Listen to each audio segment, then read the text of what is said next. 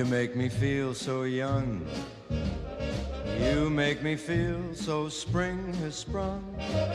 And every time I see you grin, I'm such a happy individual. The moment that you speak, I wanna go play hide and seek. I wanna go and bounce the moon just like a toy balloon. My full name is Robert Angelo Pascente. Are just like a couple of 9/12/1942. across a meadow. Yeah, I was ugly. I was an instrument baby. And my father looked at me and he couldn't believe how ugly I was as a baby. What they call an instrument baby. You see the scar over here by his eye? That's from where they grabbed him with the instrument to pull him out. And you see the little dent in my forehead? Yeah. That's all from being the instruments grabbing me. And they were much more noticeable when I was a baby. Me feel so young. I was born at St. Mother Cabrini's Hospital in the old neighborhood, right off of Racine and Lexington. And every time I see. Well, my grandfather was Angelo, and I don't know why I was given Robert. I was never, except Robert in the 30s and 40s was the most popular name. Hide and seek. I wanna. My first real memory that I could think of was a man used to come around with a pony, and I don't remember what it cost, 10 cents, 25 cents. You'd sit on the pony and he'd walk you a few feet down the block and he'd take a picture of you on the pony. Aww. So we have a picture of Papa on the pony somewhere, and it just so happens that we have a picture of your mother, Mary Jo, on the pony. The same one? Not the same pony. I don't think it was the same pony because No. that was years later, but it was, I think it was in the old neighborhood still though, wasn't it? Probably, I'm not sure. So that's kind of funny. I don't know where that photo is, but we have a photo, so maybe your mom has it. 'Cause you make me feel. There were small bedrooms. Mine was, we had 2 bedrooms, 1 bathroom, a living room and a kitchen. And my brother later, he was 7.5 years younger than me. We shared that room until I got married. Moon. The lower class, lower middle class. No, I wasn't middle. I was lower than middle class. Italian neighborhood. Very few single-family residents. They were all at least 2 flats, and then there were, like we lived always in a 6-unit building until high school, and then we went into a 2-flat. Everybody knew each other so well that when I used to go see Grandma, I wasn't driving yet, I was 15, and I couldn't walk straight to her house because I had to pass so many cousins, older cousins of my mother and father, and they would stop me and, how's your mother, how's your father? So I started walking 2 blocks out of the way and walked through the industrial park, all the factories, and then cut back towards Grandma's house. And that was in the summer. In the winter, nobody was on their front steps, so it didn't matter. Then I could walk straight there. My huckle. My father was born on the same street. He lived there for 80 years, and that was in Chicago on Flournoy Street. My mother was born in Pennsylvania. Both of my mother's father and mother, and my grandmother and grandfather of my father's mother and father, they were all born in Italy. In my case, it was my mother. She, whenever I got in a little trouble, which I got in some when I was younger, she would be waiting for me at the door with a hairbrush in her hand. And she would start whacking me, not like over the head or anything, always over my rear end with a hairbrush. And I would take that hairbrush, the minute I could get that hairbrush in my hands, when she wasn't around, I'd go throw it out. And she'd have to go buy a new hairbrush every time. But my best friend lived across the street from the schoolyard, and his mother would always call my mother to say, Bobby's in a fight, Bobby's doing this, Bobby's doing that. And by the time I got home, my mother would be waiting for me with the hairbrush. And my father never hit me until I was about 16 years old. I had borrowed his car, and when I got home that night, I parked it on our street, Flournoy Street, and I got home quite late, and I went to bed. And the next morning, he came. I came into my room, and he said, "Where's the car?" And I said, "It's in front of the house where I always park it, or just a couple doors down." He said, "It's not there. Get up." So I got up out of bed and went down, and I looked towards what they call Laughlin Street. We lived on Flournoy, and the car's not there. So we walked to the corner, and we turned the corner, and the car's not on Laughlin. And all of a sudden, he started kicking me in the butt as we walked another block to Harrison. We got to Harrison, we looked to the left, and there was the car almost another block away on Ashland. He started hollering at me, "Were you drinking? Were you drunk?" And at that time, I didn't drink. So I says, "No, I parked it by the house." And when we got to the car, after he had kicked me several times, we opened the doors, and as he got in, the glove compartment was open. And somebody had rifled through the glove compartment. They were stealing the car. And they saw Pascente, and they left a note. "Bob, I didn't know it was your father's car." And they left the car there. And I never found out who that was. I asked everybody I knew. Till this day, you don't know who did that. And I forgot the story for years, and one day, 40 years later, my father's talking to Grandma, and he says, "Remember the time Bob's friend stole my car?" And Grandma, when she saw me that night, she says, "Your father reminded me of the time your friend stole his car." And I said, "Yeah, I forgot all about that story." Good for the times. They were tough times for our parents. My father and mother grew up in the Depression, so my father had to go to work at freshman in high school. He had to drop out of freshman year in high school and go to work to help support the family. So there was a little friction always, but they loved each other. They were married over 50 years. So, yeah, I'd say considering the times. Lucky fella. My father owned a dry cleaning store, and my mother finally, after my brother went to school, after I was out of high school, and my brother was in school, he was 8 years younger, 7.5, my mother went to work for the Chicago Police Department. She got her GED. She got her GED, and she became what they call the beat rep. She also had some college classes she took. Yeah, and from the beat rep, she became a social worker for the police department, and worked 30 years for the police department before she retired in her 70 years old. And my father retired finally, or he closed the cleaning store.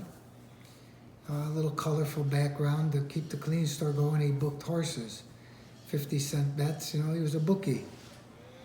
And some of my earliest memories at a young age was he took me to the racetrack.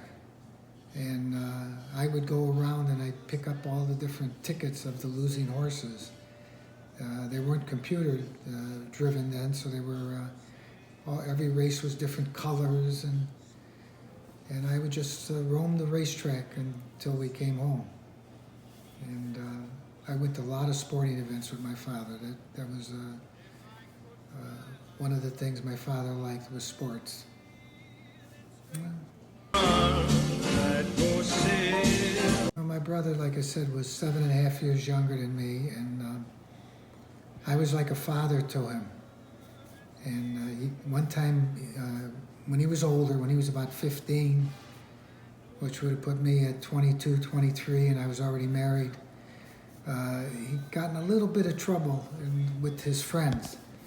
And the friends told me later that he was more afraid that I'd find out than his father, my father, because he respected me, and he didn't want me to know the trouble that he gotten into.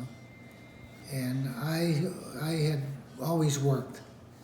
From the time I was in grade school, I made a snow cone box, and I went walking up and down the neighborhood making snow cones out of a block of ice. And then newspaper sales, and then my first job with a paycheck, though, outside of cash, was for Litton Clothiers. They were a fancy clothing company. And so I always had money, and my brother wanted a new catcher's mitt. My father wouldn't buy it, I bought it. Whatever my brother wanted and my father wouldn't give him, I went out and bought it for him. And it was like that way all the way till the time he died. I always tried to take care of him. Later in life, when I went to Las Vegas a lot, I would take him with me, where he didn't have to pay anything. So I really miss my brother. He died at 55, what we call sudden death. We got a phone call and he had died. And I miss him. Never again I'll go see. My grandfather was a very interesting story. Every time I saw him growing up, he had a three-piece suit on with a starched white shirt. Now tell him that was your father's father. My father's father. That with a black tie and beautifully shined shoes. And he would leave in the morning, and then at night when I'd see him, he'd be sitting on the front steps, and he'd have his tie off, and he'd have his suit jacket off and his vest, but he still had his starched white shirt on. And I never knew what he did because I was young, and all of a sudden he died. And when he died, the Chicago Tribune had a big article in the parade section. Oldest shoe shine boy in Chicago dies. He worked at the Board of Trade, and he would go to work downtown at the Board of Trade to take his suit jacket off, take his vest off, and put a smock on, and shine the shoes for all the different traders and brokers at the Board of Trade. And he spoke broken English, real gentleman. And when he did retire from shoe shining, he spent a year or two selling clothes at Weebolt's, but at the Weebolt's in the Italian neighborhood, where most of the shoppers spoke more Italian than they did English. And when he actually died, he was working at Weebolt's. He had already retired as a shoe shine boy. And my grandmother was always very ill, and she just sat by the window of the Six Flat, and that's where I would see her and say hello to her and go on out and play. My mother's father worked for the Chicago Transit Authority. He laid railroad track, and he couldn't have been more than about 5'4", and he was probably as wide as 5'4". Strongest man I ever knew. He had a 2-flat of his own, and he dug the basement out by hand. The ceiling was only about 5'5", so as I got a little older and got taller, I couldn't understand why the ceiling was so low, and it was all because he dug it with a shovel by hand. And then my fondest memory is I was in high school, and my best friend at that time was a football player named Ed Healy. And my mother wanted the cast iron radiator removed from the kitchen. So Ed was on one side and I was on the other, and we were struggling. I was struggling more than Ed, but we were struggling to pick it up so that we could move it down to the basement. And my grandfather shows up, and he says to both of us, "Get away from there." And he's probably already close to 70, if not 70. And he got alongside that radiator, and he bent his knees, he hooked his arm around it, he picked it up, and he carried it down 2 flights of stairs to the basement. So I always thought he was the strongest man I ever knew. And his wife, my grandmother, she died when I was still young. I was only about 9 years old, so I never did get to know her real well. For your information, when her grandmother called her a facha monkey, you know what she meant? No. Face of a monkey. Face of a monkey, she called. Because I had asked my mom, I said, Mom, what does facha monkey mean? She means face of a monkey. I said, oh. She says, why? I said, because that's what Grandma called me. I was a caqueron. You know what a caqueron He is? still is. No. Caqueron was a talking machine. So my grandmother and everybody called me the caqueron. And one of my funniest stories was I was playing hide-go-seek, and I didn't get home that night. My mother and father got afraid because it turned dark, and I wasn't home. What happened was, playing hide-go-seek, I went and hid in the garbage can. They had these big concrete garbage cans in the city, and I had crawled in, and I fell asleep. So I'm sleeping there, and my mother and father called the police and everybody, and the policeman's coming through the alley with a nightstick, and he's hitting all the cans. And all of a sudden he hit the can, and I popped up. And I don't know, I probably fell asleep for an hour or two in a garbage can. I hope it was clean. I don't know, at that age I was probably about 9 or 10 years old. So that was always something my folks remembered. They always would say, remember the time you fell asleep in the garbage can?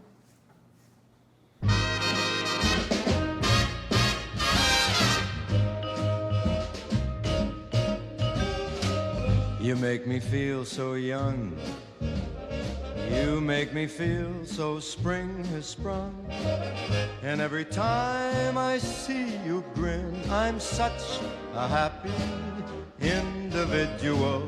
The moment that you speak, I wanna go play hide and seek. I wanna go and bounce the moon just like a toy balloon. You and I are just like a couple of tots running across a meadow, picking up lots of forget-me-nots. You make me feel so young. You make me feel there are songs to be sung, bells to be rung, and a wonderful fling to be flung. And even when I'm old and gray, I'm gonna feel the way I do today, 'cause you make me feel so young. You make me feel so young. You make me feel so spring has sprung. And every time I see you grin, I'm such a happy individual. The moment that you speak, I wanna go and play hide and seek. I wanna go and bounce the moon just like a toy balloon. You and I are just like a couple of tots running across a meadow, picking up lots of forget-me-nots. You make me feel so young. You make me feel there are songs to be sung, bells to be rung, wonderful fling to be flung. And even when I'm old and gray, I'm gonna feel the way I do today, 'cause you make me feel so young. You make me feel so young. You make me feel so young. Ooh, you make me feel so young. Moon river wider than a mile, I'm crossing you in style someday. dream maker, you heartbreaker, wherever you're going, I'm going your way. Two drifters off to see the world. There's such a lot of world to see. We're after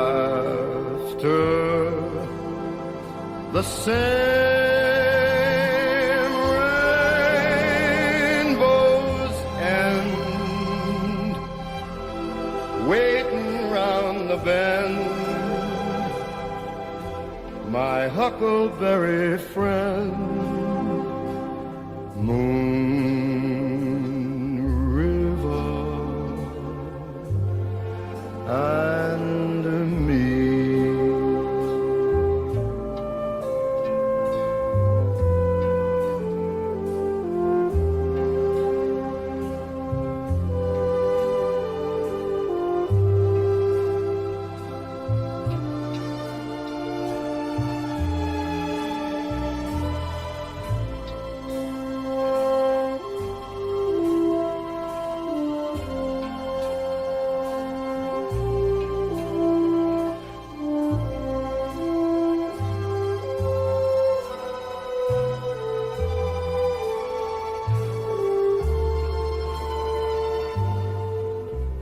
Two drifters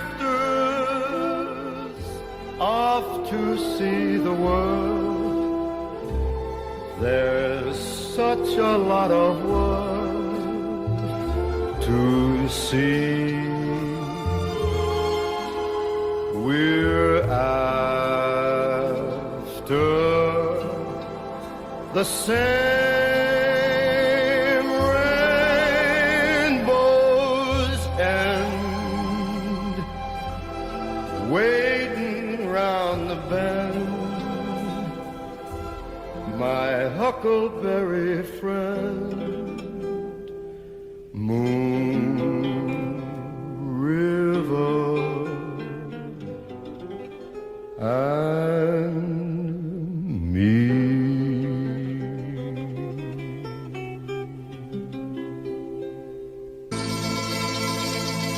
In Napoli, where love is king, when boy meets girl, here's what they say.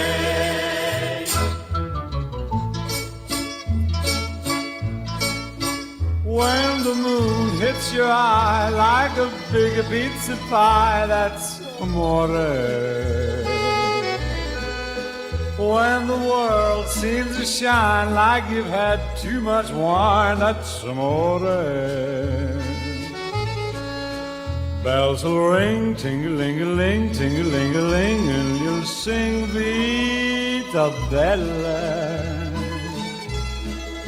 Hearts will play tippy-tippy-tay, tippy-tippy-tay, like a gay tarantella. When the stars make you drool, just like a pasta fazool, that's amore. When you dance down the street with a cloud at your feet, you're in love. When you walk in a dream, but you know you're not dreaming, signore. Scusa me, but you see, back in old Napoli, that's amore. When long moon hits your eye like a big pizza pie, that's amore. That's amore. When the world seems to shine like you've had too much wine, that's amore. That's amore. Bells will ring, Ting-a-ling-a-ling, ting-a-ling-a-ling, and you'll sing Vita Bella. Vita Bella, Vita Bella. Hearts will play,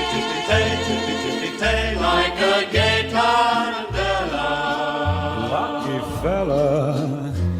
When the stars make it blue, just like pasta fasul, that's amore. That's amore.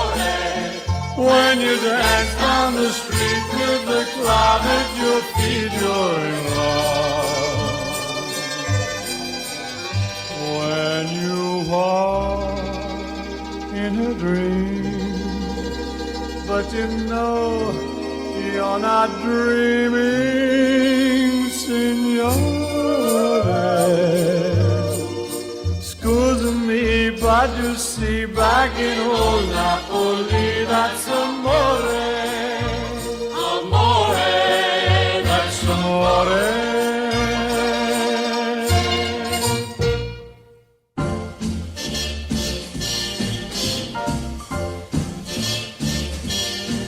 Somewhere beyond the sea, somewhere waiting for me, my lover stands on golden sands and watches the ships that go sailing. Somewhere beyond the sea, she's there watching for me. If I could fly like birds on high, then straight to her arms I'd go sailing. It's far beyond the star, it's near beyond the moon. I know beyond a doubt my heart will lead me there soon. Meet beyond the shore, we'll kiss just as before. Happy we'll be beyond the sea, and never again I'll go sailing.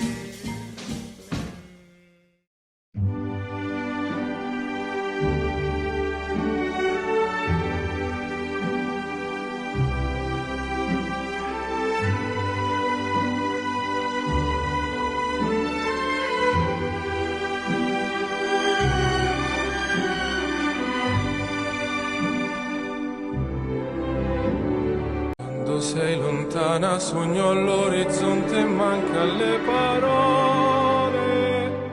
E io sì lo so che sei con me, con me. Tu mia luna, tu sei qui con me. Mio sole, tu sei qui con me, con me, con me, con me. Time to say goodbye. Paesi che non ho mai veduto e vissuto con te. Adesso sì li vivrò con te. Partirò su navi per mari che io lo so non esistono più. Con te io li vivrò, con te partirò su navi per mari che io lo so non esistono più. Con te io li vivrò, con te partirò.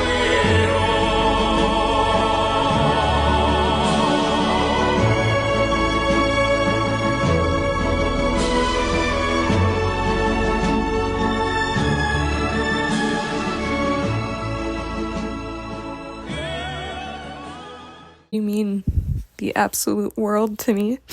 And I love you so, so, so much. I love you so much. I want you to know that you mean the world to me. That our family means the world to me. I miss you. And I love you so much.